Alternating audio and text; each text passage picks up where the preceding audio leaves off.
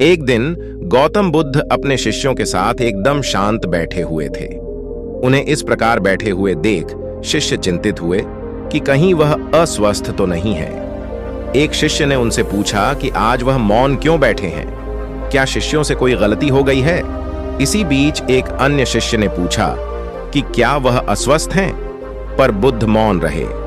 तभी कुछ दूर खड़ा व्यक्ति जोर से चिल्लाया, आज मुझे सभा में बैठने की अनुमति क्यों नहीं दी गई है। बुद्ध आंखें बंद करके ध्यान मग्न हो गए।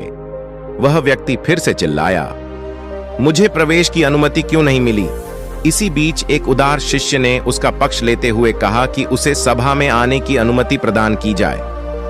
बुद्ध ने आंखें खोली और बोले, नहीं, वह अछूत है, उसे आज्ञा नहीं दी जा सकती। ये सुनकर शिष्यों को बड़ा आश्चर्य हुआ।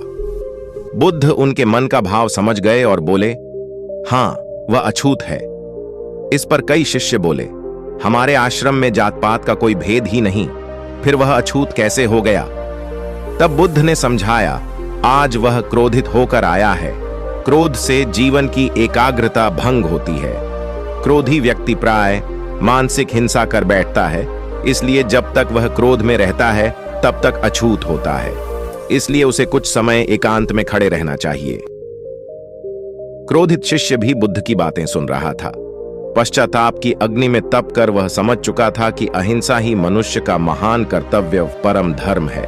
वह बुद्ध के चरणों में गिर पड़ा और कभी क्रोध न करने का प्रण लिया। शिक्षा, आशय यह है कि क्रोध के कारण व्यक्ति अनर्थ कर बैठता है और पश्चाताप उसे बाद में होता है, जिसका कोई लाभ नहीं मिलता। इसलिए हमें क्रोध नहीं करना चाहिए।